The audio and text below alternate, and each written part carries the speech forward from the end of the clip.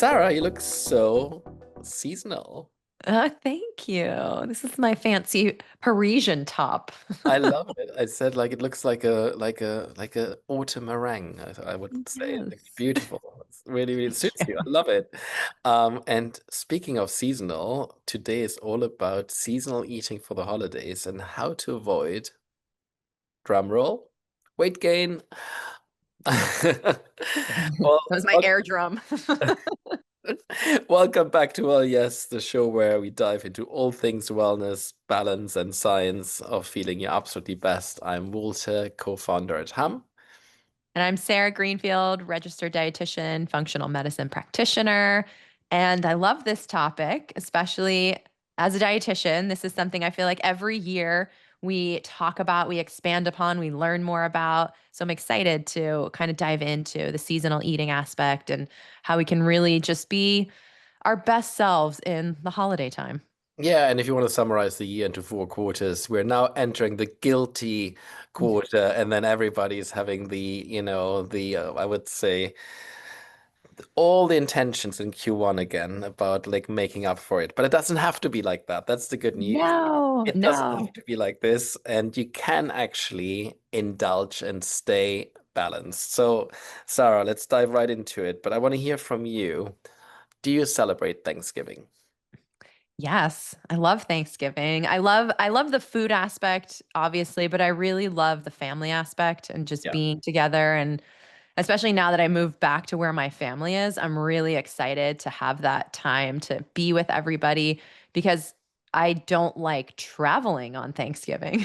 That's like the worst is was flying from LA to the East Coast on Thanksgiving. That's like if you want to go I don't even know. Like that was my definition of insanity was flying on Thanksgiving. Yeah, specifically originating from Los Angeles, LAX. I love Woof. Los Angeles, but that airport is not made for Thanksgiving travel. It really isn't. It is utter chaos and it's best avoided. You're right. Well, road Yeah, trip. so now that I get to be with my family because we're local again, it's so delicious and nourishing in all the ways. Do you have any Thanksgiving stories you can share with us? I mean, when it comes to this topic of weight gain and weight loss and being mindful, I have this one Thanksgiving for some reason that sticks out in my head as so intense. And I remember sitting next to my grandpa and he was eating and I was eating and I took a Brussels sprout and I put this Brussels sprout in my mouth and I've never felt more full in my entire life. And I was like literally like I was at the top of my like I was just like I'm gonna explode, and I just remember chewing this Brussels sprout and he said something to me like he's like, you don't have to keep eating if you don't want to. And I was like, but I just have to get this last Brussels sprout down. And I was sick and I was just so full. And I don't know why that stands out in my mind as a memory, but it was so nice to be with him and then to really experience overeating in its glory. That's And my what's Thanksgiving. going to be on the menu this year? Well, I'm actually not cooking, which is nice. I'll probably make something, but my cousin is training to be a chef. So he's 19 and he wanted to host the Thanksgiving. We were actually going to host it at our house. And he was like, no, I want to do it. I want to cook everything. So I'm just looking forward to whatever he's got up his sleeve because he's an aspiring chef and his food is amazing. That, Amazing. that sounds like a very good strategy. Yeah, yeah. I just want to share this one Thanksgiving story, and then we'll move Yes. on to our topic here. Um, my mom, when I was young, all the trends always start in America and they come over, and they make it around the world. So she wanted to make turkey as well, right, around the holidays. And then we did get the turkey. And then we realized that a turkey does not fit the typical European oven. Oh my It's gosh. too small. So we had to sort of shave off the wings, if you will, to make it squeeze it in the oven, basically. But always remember that. And then the first time I came to the States, the first place I ever visited was Milwaukee, out of all places. How And it interesting. was near Milwaukee, it was in Wisconsin, and in a place called Fond du Lac. So I have some family friends there. Anyway, and I saw these giant ovens, and I was like, now I get Thanksgiving. You need these big ovens to make that happen, right? So those Yes, of the big other ovens, big appetites, big portions, big everything. big fridges. It really Big helps. fridges. All right, let's look at the stats here. So apparently, the average weight gain is about 1 to 2 pounds. That most people, don't lose afterwards. That's a Which stu is interesting, right? Because I think most people think during the holiday times they're gaining a lot more than 1 to 2 pounds. Yeah, that's what I thought. I think the people think it's around 5 to 10, but it's about 1 to 2. That's the average. It's a study from Harvard Health. And yeah, one is from 2020, the other one is like from 2015. But it's not much if you think about it, but there's a weight gain. It'll be really interesting to see what's going to happen this year with all the weight loss drugs on the market, like whether the stuff I know. and will there be less turkey consumption, etc. But we'll see. But it's definitely a global trend. Typically, around this time of the year, people put on some weight. And obviously, the biggest contribution here, or the biggest contributing factors are bigger portions, a bit more alcohol, probably a lot of activity or festivities. So, a lot of snacking. There's just so much to indulge on. So let's think through what's the best strategy here to get through the holidays, because the good news is seasonal eating can actually support you. Yes, yes. And seasonal eating is an important one to tap into because when you're looking at eating the foods in the time that they grow, which is essentially seasonal eating, you're actually getting more nutrition, more nutrients, fresher food. You're decreasing global impact because if you're eating in that season, it's growing right then and there. And especially if you can get it local. Local seasonal eating is probably the best thing for the environment, but also for our health as well. So I think that's just an important, like, one aspect of seasonal eating that's really beneficial because we're not supposed to have access to things all year round, like blueberries, for example. That's something you can get in a supermarket any time of the year. But do you know when they're in season technically? Do you know what season blueberries actually are in Well, season? I can speak to Austria. I can't speak to the United States. They typically are mature around June, July. That's really when Yeah, they're in season. I'm that's talking about, here. I'm talking about the ones that grow in the forest, right? So those are the ones that we actually go and pick, and it's lovely. I love that. Yeah, that's amazing. And that's the same here. So they're a summer food. And if you look, there's a really good resource on if you just Google USDA seasonal eating, the USDA has a list of foods that are in season at the right time. So I think that can be a really helpful way to kind of start, dip your toe into seasonal eating and just kind of give yourself a little bit of a challenge with diversity, with maybe trying new foods. So it can be fun. It doesn't have to be like, oh, I have to go on this seasonal eating diet and now I'm so restricted. It's like, no, And you can making have fun sure with the it. portions are controlled. I just want to call that out here. It's not, I mean, it's seasonal eating in association with portion control. I just want to call that out. Yes, You yes, can't yes, just yes. say I'm going to eat just in season and like have these giant plates. But let's talk about this actually from a nutrition perspective. Are there any things that really stand out to you? I always think about butternut squash, Yeah. pumpkin, Cranberries. cranberries, which I love. Brussels sprouts. Those are really good fall foods. I love like cinnamon and nutmeg and warmth. I really like warmth. I love being warm. But yeah, when we focus on those types of foods, we're getting more nutrition quality from them because this is the time that they grow and they don't have to be stored and they're just really accessible. Um, yeah, It makes sense. lemons. Lemons are actually a fall food. Did you know that? Well, I do because I keep on looking at my lemon tree in my garden. It's like when are they turning yellow, please? I mean, it's just like I don't know what happened. My lemons have been green all summer. I'm waiting, waiting, waiting, but I love my lemon tree. So Yes, they're coming. Fall time. I know, I know. I'm very excited. That is true. Like citrus fruits, and of course, it also lives where it depends where you live and all that. So it's like the foods grown um, are Yeah. very different. In California, we're fortunate to have a whole area that has pretty much everything year round. But now the citrus fruits are in season. It's a big season. So like, getting your vitamin C from citrus, lemons, oranges, etc. is a very good idea. And Uh, you can notice the taste too. Like if you Yeah. taste something that's in season versus something that is not, there's a lot more flavors. You're going to get really good polyphenols, which are good for your gut. Like it's just beneficial all around. And also think about it, like if the food is not grown locally and has to do a lot of mileage to make it to your house, then it can't be fully ripe by the time it's harvested, right? So a lot of these, out of Yep. season fruits and vegetables, they just tend to be not fully ripe yet. And then I don't know how they ripen, probably in the warehouse somewhere. It's just something to keep in mind. And as you said, there is a sustainability angle, and we really care about that too. And why not try something new? It's nice to vary your diet, try something new, lean into the season, I think, rather than just start trying to do the same over and over again. Yep. Celebrate the moment, be present. And I think there's a beauty to this. How about like all the sort of like squashes and from a nutrition perspective? Tell me all about that. Yeah, squash is amazing because it's a complex carbohydrate. There's some resistant starch in there as well. So I think of it as just a beautiful way to one, stabilize your blood sugar. Even though they're sweet, they're high in fiber.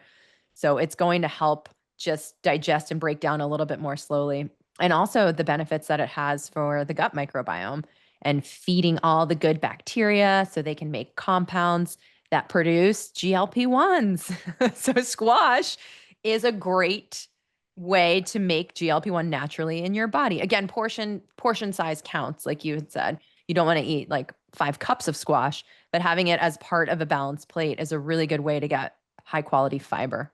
Well, why don't we build your perfect plates for the holiday, like, or the perfect plate for the holiday? What would be on it? So my strategy is always to kind of visually break up the plate, do half the plate in vegetables, a quarter of the plate in protein, or maybe a little bit more. And then a quarter of the plate in carbohydrates. So you could go a little bit bigger on the protein, but that's a really good breakdown. And then 2 tablespoons of fat is kind of like the ideal add in. Most people aren't like measuring out fat. It's usually in the foods that you're eating. So you're probably getting that quality.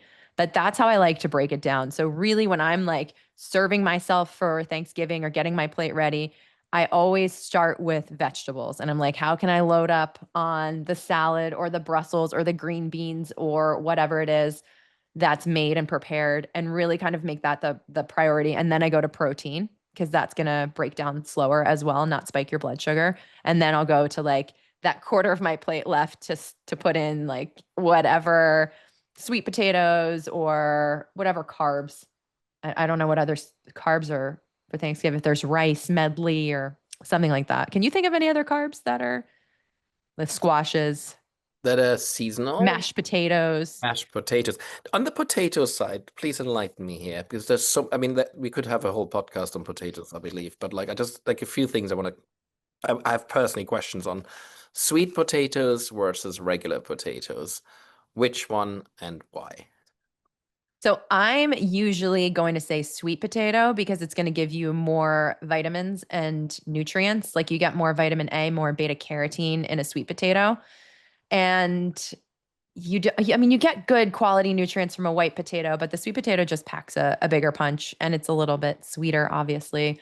It's got really good polyphenols for your gut microbiome, whereas the regular potato doesn't have as much. However, if you let the potato cool, and Hmm. then even if you reheat it, it's actually going to have a lower glycemic index, a lower blood sugar response for it. So that's another good way. Like leftover potatoes are really good because they won't spike your blood sugar as much as when they're first prepared and when they're hot. That's so interesting because I always have this debate at home, and we always A potato debate. there's I'm being told by my husband that no, don't eat the leftover potatoes when they cool down overnight. They're not good for you. So I have no idea. I'm really confused here. So you're actually suggesting the leftover potatoes are a good thing, not a bad thing. Yes, when it comes to resistant starch, you're going to have a higher amount of resistant starch, which is really good for the gut microbiome. Again, Interesting. well, that natural GLP-1 producer. And the other side of that, what he's probably arguing is the bacteria levels of leftovers. And sometimes if you leave it out, if you don't reheat it, then there can be more bacteria. But as long as you reheat it, you'll Yeah, be it's good. typically the potato salad that there's an argument over, Oh, where well, that has mayonnaise. So yes. mayonnaise is like that's a tricky one because that can get kind of weird if it's left out for. All right. Well, so for domestic peace, I'm just gonna say agree with them on this one. Okay, let's move on here and We'll make give it this. to him. But I learned something new here. How about what we're drinking? Because there is obviously a lot of encouragement to lean into wine and other alcohols, margarita, Yeah. whatever, you have over the holidays. I I mean, yeah, that's always going to be the conversation around alcohol, moderation. It hmm still has a caloric value to it. So for me, I always say I'd rather eat my calories than drink them because I'm more of a dessert person than a wine person. But just being mindful and saying, like, okay, this doesn't have no impact. But if I, maybe cut back on my dessert or have like what I do, the dessert instead of wine, or maybe wine instead of dessert, you can kind of balance it out a little bit better. Yeah. And then you mentioned protein already because they're really important to have them in their meal. And just keep in mind, start with the vegetables and then your proteins, and then layer on the more sweet stuff in the end, right? Or the carbs, right? It's really good to eat Yeah. in that order because you're preventing from huge sugar spikes of happening basically in your body. Yeah. And to that point, that makes me think of one of, I think maybe as a dietitian, our favorite tips is when you're sitting down to eat a meal in a community that's a big meal where you're potentially going to overeat. One of the best things you can do is you can take your fork, you can take a bite, and then you put your fork down. Mm, And you can talk, you can converse, you can have a sip of water, but you put your fork down, and that actually helps slow down the rate in which you're eating, which then gives your body a chance to signal I'm full, and it just helps decrease the amount of food you're eating. Because what can happen the other way is, the shoveling, where you're just like talking but you're like shoving all your food in, and yes. your body can't read that quickly, like how much food has come in. It needs about 20 minutes. So putting that fork down is a way to be more intentional with your meal and to just slow yourself down without even really having to think about it. Yeah, I think mindfulness is just really important in general, but also the amount of time you chew the food, right? Yeah. I think about it like mashed potatoes. You don't have to chew them much, but No, you can. digestion. I could drink mashed potatoes. I love them so much. Right? They're so good. Especially like the sort of the way the French do them is just like it's like a pound of potatoes, a pound of butter, and that's your mashed potatoes right there. There you So go. good. Um, but it's important, right? Chewing, because in your saliva, you have digestive enzymes, and actually your digestion starts in your mouth, right? Most people Hmm. don't know that. And even when Yeah. you, I would even argue in your with your eyes, because when you see something that's sort of like, you smell something, Yeah, your nose too. yeah, your digestive juices keep going, right? You can feel it even like, when somebody's Mhm. cooking, really hungry, and like you can, just keep that in mind. So pacing yourself is really critical. And there's something else that piqued my interest. You did mention fiber, and we typically don't do many product plugs here, but I do want to mention the HAM GLP-1 boosting fiber, which has strong clinicals to increase your GLP-1 levels when compared to placebo. And the way it works is like it's a powder mix, you put that into a glass of water, like about 16 ounces, so large glass, and you have that with your meal. And the study has shown that when you have this fiber with your meal, your GLP-1 levels rise anyway, right? Regardless of what you're doing. Like whenever you eat GLP-1, your satiety hormone, if you will, rises. But when you take this fiber product in connection or with your meal, your levels rise twice as fast, basically. So I think it's something to call out. Talk me through that a little bit, like how this all works and like GLP-1, what it is and what fiber does, etc. I'm just curious, what are your thoughts? Yeah. I love that you mentioned that because I think that's a really good tip for holiday eating is you have your plate, but you can also have a glass of the GLP-1 fiber with your meal. So you're putting down your fork, maybe you're taking a sip of your fiber and you're more in tune and just regulated with your hunger and satiety. So I think that's a really good additional tip for when you think about sitting down, not even for Thanksgiving, but all of these holidays that are coming up that are so food focused, having that little drink, I think can be really beneficial. So I think that's a good tip. And basically what's happening with GLP-1, GLP-1 is a hormone that our bodies make that really helps regulate hunger. Well, yeah, hunger and satiety. So really when you're full, it helps regulate more so satiety and also helps stabilize blood sugar. So it's very important. It's made in our intestines, like you said, in response to food that we're eating, specifically fiber, because our bacteria will eat that fiber and make short chain fatty acids, which stimulate the production of GLP-1. And then GLP-1 is a hormone that it integrates with ghrelin and leptin, which are leptin satiety hormone as well. And it helps us just be more in tune with not eating so much. And going back to the original topic, right, there is a holiday weight gain that we all experience, and this could be a good hack to overcome them. All right, let's play a round of like myth or fact here. There's just so much information out there, and I'm just curious what your thoughts are. Okay, myth or fact? People gain 5 to 10 pounds during the holidays. Myth. We know from that Harvard research study that it's about 1 to 2 pounds. But the problem here is, and the reason it's not like taken lightly is because most people don't then lose that weight. So it's 1 to 2 pounds compounding over years. That's the issue there. Okay, so 20 Thanksgivings later. 20 Thanksgivings later, and you're I like, get my oh, math correct here. We're talking 40 pounds. All right, let's take that one seriously then. It sounds so innocent, but it does creep up on you. Okay, myth or fact, skipping breakfast before a feast saves calories. that is a big old myth. Is it? Yes. So, one of the most important things that you can do leading up to a big meal is to actually have a high protein breakfast because that's going to help offset your hunger. It's going to help you not feel ravenous because that moment that you feel like, oh my God, I'm so hungry, I have to eat everything, that's when we lose our ability to tune in with our body and our hunger and satiety cues. So, we really want to focus on like a good, balanced 30 gram to 25 gram of protein for breakfast would be a good goal. And that's going to help you eat less over the course of the day and specifically at that bigger meal because it's going to really help stabilize blood sugar levels. And if you want to really hack this, you have your GLP-1 fiber with your breakfast, because then at lunch you are a little bit more or less likely to go for these giant portions that Yeah, it's are all just about working with your body, right? Like all about that. it's keeping it calm, keeping it collected, and keeping it not ravenously hungry. So we have another one here, which I'm going to slightly alter. So myth or fact? So it's okay to be sort of all sinner in for the holidays, and then being all like, plead for forgiveness will come the new year with New Year's resolutions. What's your view here?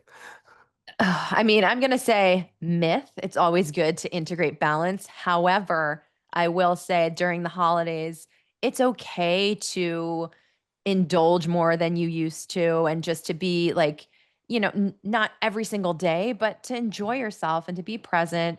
And then to also take care of your body and not say, okay, come January, I'm going to start all the things.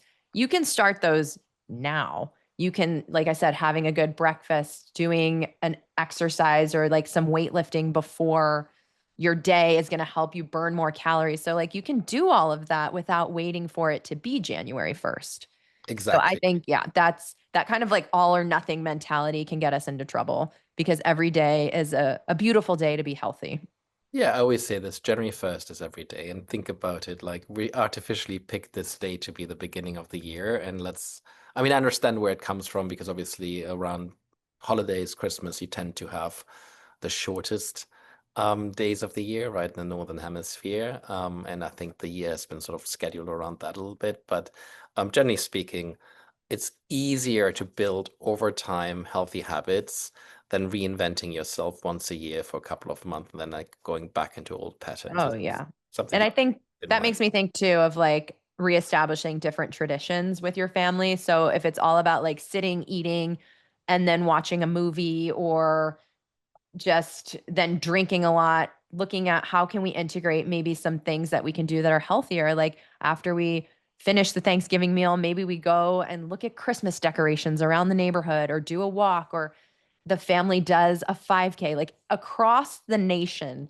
there are, I think they're called like turkey trots or the wobble walks or there's so I, many I names. love those. People do them before actually, before. Yeah, so you do it the day before Thanksgiving, but it's a really fun thing. I started doing this with my husband's family, and I would go to Connecticut, we would do the turkey trot, and it would just be like a fun way to bond. I got to like really know some members of his family, and we like the people that weren't running were coming out and cheering. So it was really just It's a very nice. fun tradition. Yeah, where it's like we're honoring health, we're honoring our bodies, we're honoring being together. And yeah, it's just fun to make different kind of traditions. I like that hugely. And then one more, and that's the last one. Myth or fact, eating late automatically causes weight gain. Myth. It depends on what you're eating. Because if we're looking, so this is interesting. If you're diabetic and you notice that your blood sugar spikes in the morning, which is a time it should not be spiking because you've just been sleeping and you haven't eaten anything, what I recommend is to have food right before you go to bed, but specifically protein and fat, because that helps stabilize your blood sugar. So it's not always the case that if you're eating late, it's going to lead to weight gain. It really depends what you're eating. What happens though is most time late at night when we've gone through the whole day and we've made all of our decisions and we're tired and we're stressed out and we're overwhelmed, we're like, give me the cookies, the Oreos, the cereal, like whatever it is. We typically make poor choices late at night, but it doesn't have to be that way. We make poor choices late at night, not just for food. So that it's, I just want to throw that out there. It happens all the time, like especially when you mix in a few cocktails into the Yeah. equation, right? Yeah, that can relate to many areas of life. And then the morning you wake up, you're like, oh, what happened? All right. You're like, oops. Well, January 1st is coming. Any person's coming, exactly. Okay, so basically, it's all about like having a good time, but also like making sure you stay, I would say,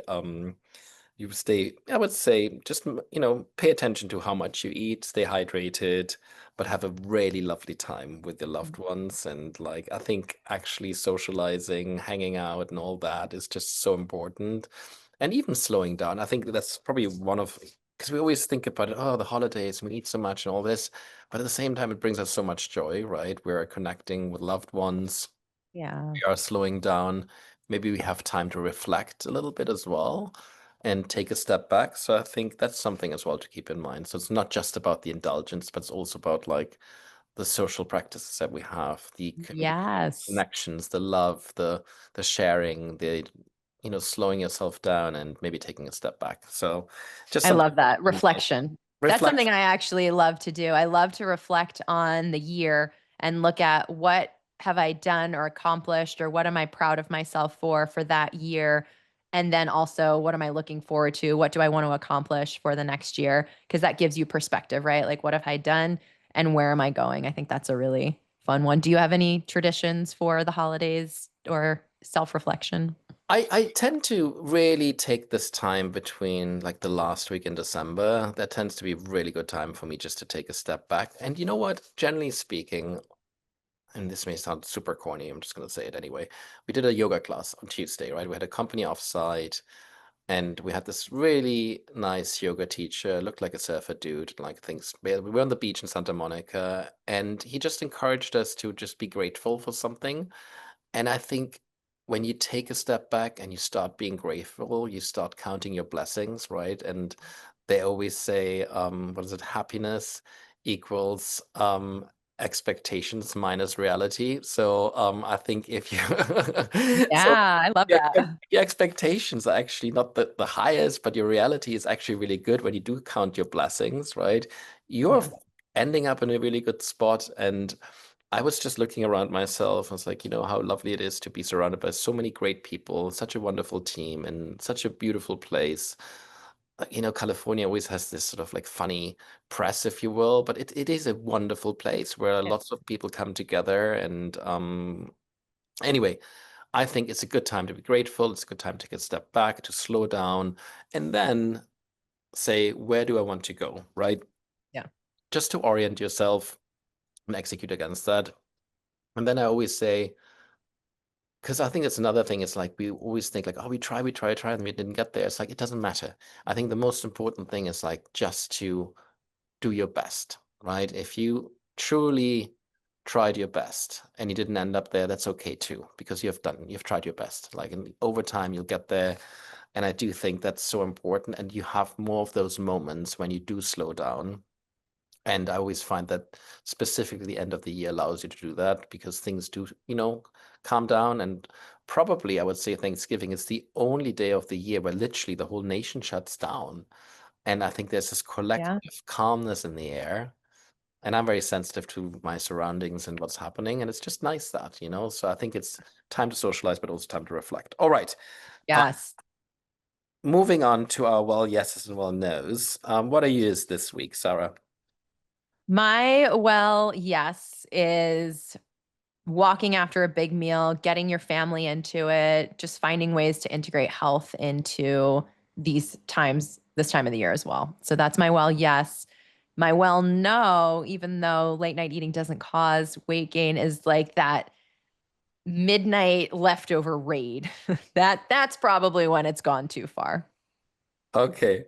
My well, no is cold food at Thanksgiving because it happens. We're so many, it's so chaotic.